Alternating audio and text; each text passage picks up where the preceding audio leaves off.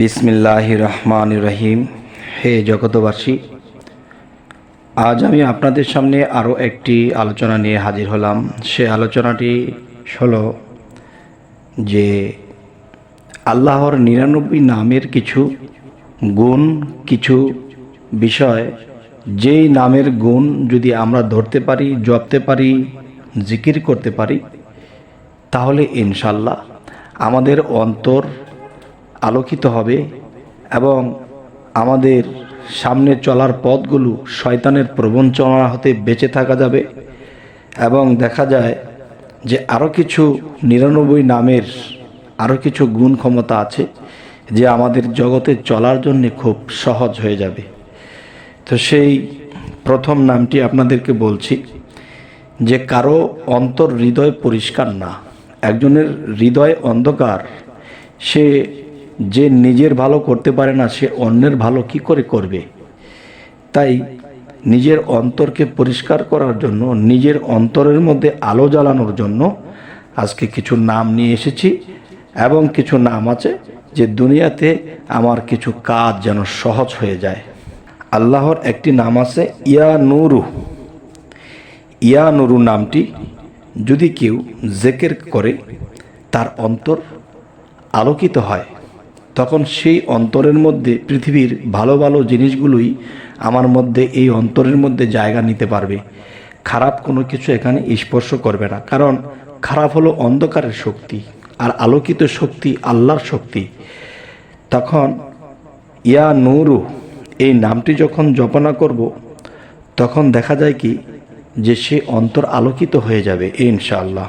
তবে একটি সময় করে নিতে হবে কি, যেমন 101 বার জপনা করলেন, যেমন মনে মনে ফজরের পরে, জোহরের পরে 101 বার, মাগরিব, তো এরকম 5 ওয়াক্তই দেখা গেছে এই নামটি জপনা করবেন।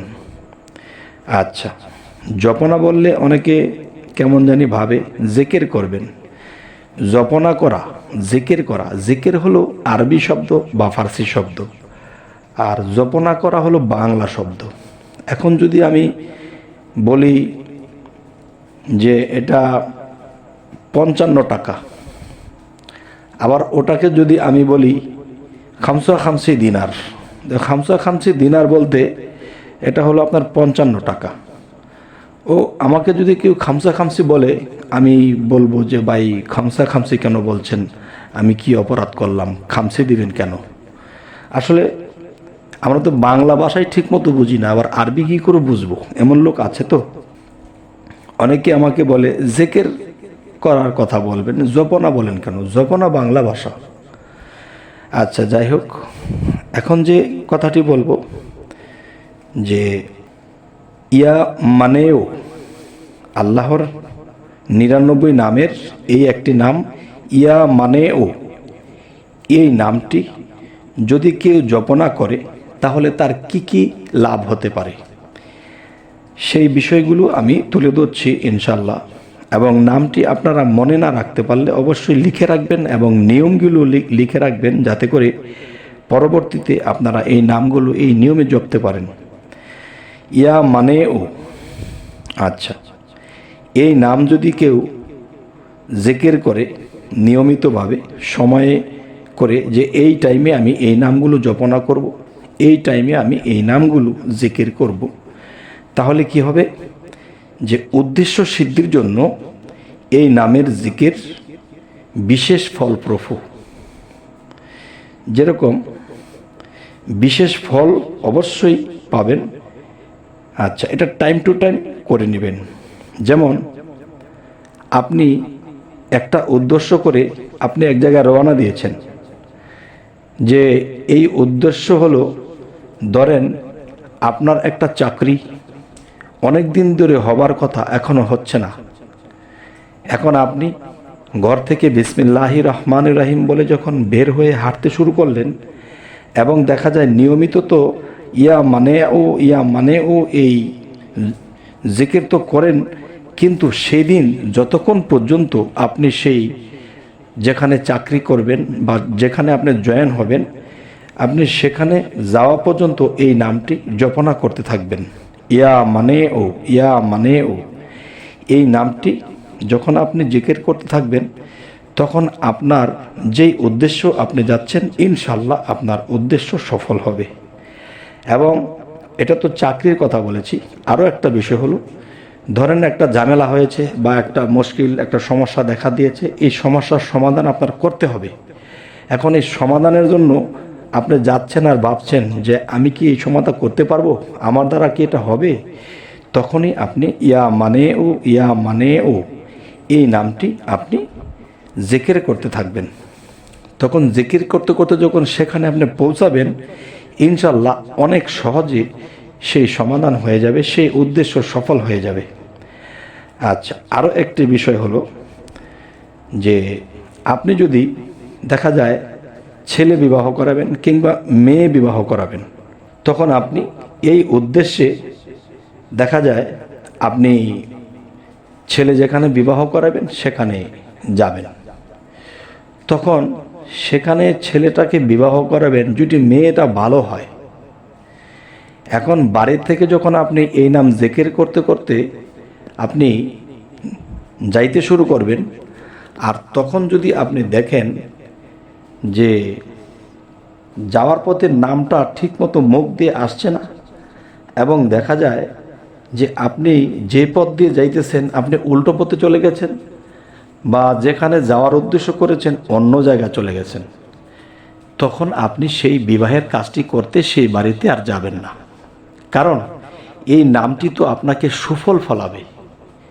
ইয়া মানে ও, এই নামটি আপনাকে সুফল ফলাবে। এখন যদি দেখা যায় কুফল ফলবে, আপনার সংসারে এই মেয়েটাকে বিবাহ করাইয়া আনার পরে আপনার সংসারের সুফল হবে না, কুফল হবে, তখন আপনি কি এই মেয়েটাকে আনবেন? তখন অবশ্যই এরকম যদি হয় সেখান থেকে ফিরে আসবেন, সেখানে যাবেন না। আচ্ছা, যদি কোনোদিন অন্য কোথাও যেতে হয় তাহলে এই নামের সাথে যাবেন। যদি সুন্দর মতো যাওয়া হয় তাহলে চলে যাবেন, আর যদি এরকম সেরকম হয় তাহলে যাবেন না। তার মানে এই নামের গুণে আপনাকে সে ভালোটা করাবে, আল্লাহ খারাপটা করাবে না, এই জন্য আপনাকে যাওয়া হয়নি। আচ্ছা, আল্লাহর 99 নামের গুণে আল্লাহ যে কি করে, অনেক কিছুই আল্লাহ এই 99 নামের মধ্যে দিয়ে রেখেছেন।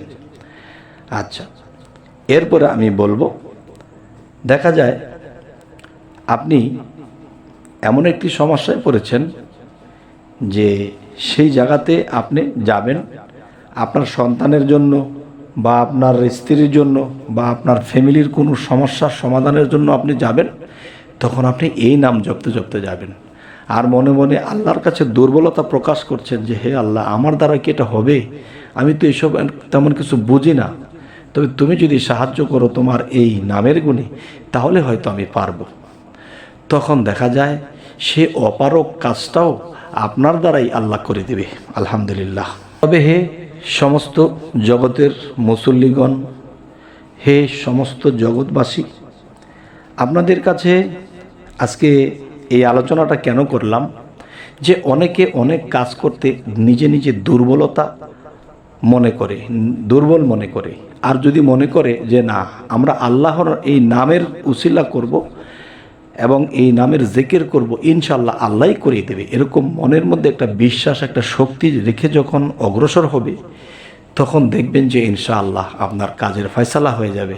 কিন্তু এরকমটা করা হয় না, মানুষ পরিস্থিতির শিকার হয়ে যায়, মনের গতি ঘুরে যায়, মন মেজাজ ভালো থাকে না, তখন দেখা যায় আমাদের ক্ষতি আমরাই করে ফেলি। যাই হোক, হে জগতবাসী, আজকের এই আলোচনা যদি মানুষের উপকার হয় তাহলে আমার জীবন ধন্য। তো আজকে এই কথাগুলো বলেই রাখবো। তবে একটি কথা হলো, আমাদের চ্যানেলের আলোচনা যদি আপনাদের ভালো লাগে তো অবশ্যই সাবস্ক্রাইব করে রাখুন, পরবর্তীতে যেন ভালো আলোচনা নিয়ে আপনাদের সামনে আসতে পারি। সকলে ভালো থাকবেন, আল্লাহ হাফিজ।